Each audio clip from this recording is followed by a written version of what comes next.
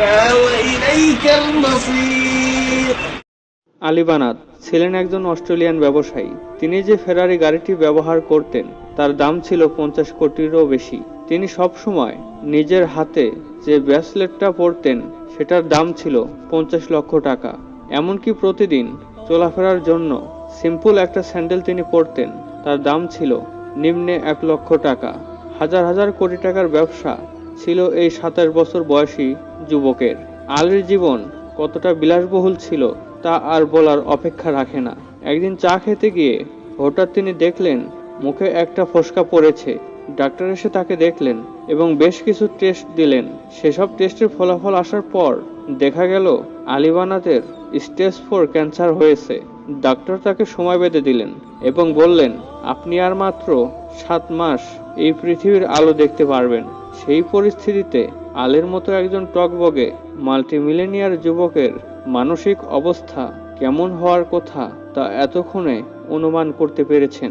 জীবনভর সম্পদের পাহাড় গড়েছেন, কিন্তু সেসবের কোনো কিছুই তো ভালোভাবে ভোগ করা হলো না। তার মনে হলো হঠাৎ করে পৃথিবীটা যেন তার সব জৌলস হারিয়ে ফেলেছে। তার মনে হলো এখন বসে বসে মৃত্যুর দিন গোনা বাদে আর কোনো কিছুই করার নেই। কিন্তু পরক্ষণে তিনি চিন্তা করে দেখলেন তার জীবনের সবকিছু তিনি নিজের খুশির জন্য ব্যবহার করেছেন।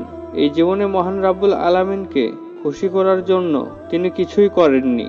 আজ পর্যন্ত মানব কল্যাণে একটি টাকাও ব্যয় করা হয়নি। তিনি ভেবে দেখলেন মহান আল্লাহ হয়তো তাকে এই ক্যান্সার দিয়েছেন, একটি সময়সীমাও দিয়েছেন। এই সময়ের আগেও তিনি মারা যাচ্ছেন না। মহান আল্লাহ তাকে তার কাছে ডাকছেন, প্রকাশ্যে ডাকছেন এবং সময় দিয়েছেন যাতে তিনি প্রস্তুতি নিয়ে যেতে পারেন। তিনি সাথে সাথে আলহামদুলিল্লাহ পড়লেন। তিনি ভেবে দেখলেন এই সব সম্পদ হাসরের ময়দানে কোনো কাজেই আসবে না। সে উপলব্ধি করল সহস্র কোটি টাকার মালিক হওয়ার পরেও এই পৃথিবীতে তার সময় আছে মাত্র 7 মাস। তিনি সিদ্ধান্ত নিলেন যতদিন বেঁচে আছেন ততদিন এই সম্পদ অসহায় গরিব দুঃখী মানুষের কল্যাণে বিলিয়ে দিবেন।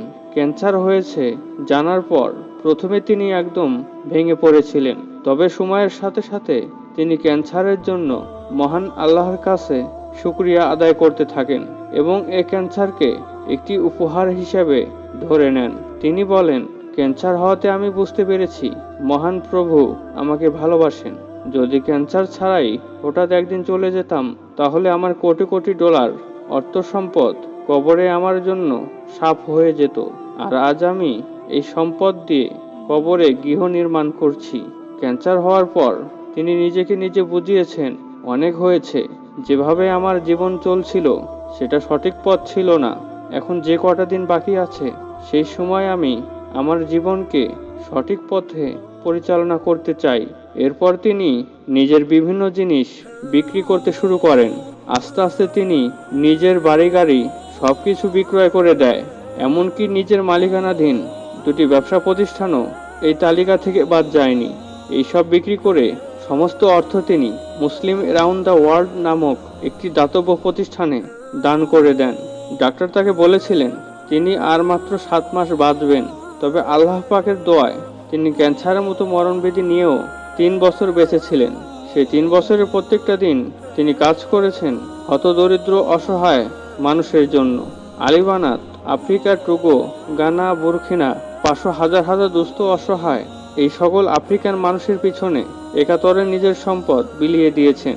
এভাবে 3 বছর যাওয়ার পর যখন মৃত্যু সজ্জায় তখন তিনি সবাইকে উদ্দেশ্য করে বলেছিলেন, এক সময় আমার বাড়ি গাড়ি সব ছিল, হাজার হাজার কোটি টাকার সম্পদের মালিক ছিলাম আমি। সারাদিন কাটতো প্রাইভেট জেটে, বিশ্বের এ প্রান্ত থেকে ও প্রান্তে ঘুরে বেড়াতাম। আর আজ আমি কেমোথেরাপির জন্য হাসপাতালে এক প্রান্ত থেকে অন্য প্রান্তে ঘুরে বেড়াচ্ছি। এই যে সম্পদ, তার কিছুই কি আমি মৃত্যুর সময় আমার সাথে নিয়ে যেতে পারছি না। তবে গত 3 বছরে মানুষের জন্য যে কাজ করেছি, আমি তাদের থেকে যে ভালোবাসা পেয়েছি তা কিন্তু আমার সাথেই যাচ্ছে। আর তাই সময় থাকতে আপনারা মানব কল্যাণে কিছু লক্ষ্য নির্ধারণ করুন এবং পরিকল্পনা অনুযায়ী মানুষের জন্য কাজ করে যান। মনে রাখবেন, কাফনের কিন্তু পকেট থাকে না। আসসালামু আলাইকুম rahmatullahi wa barakatuh. Brothers and sisters, Inshallah, if I've ever done anything to harm anyone, may Allah forgive me, When the inshallah. ambulance is coming? I don't think I'll be Please, here what for should I much do? longer. Sorry. Alhamdulillah, I've woken up. My mouth is bleeding, and I think it's the last stage for me. Alright. I love you all for the sake of Allah. I beg you all to keep MITW running so I can get rewarded in my grave till the hereafter. Please, brothers and sisters, if I've done anything to hurt anyone, to forgive me.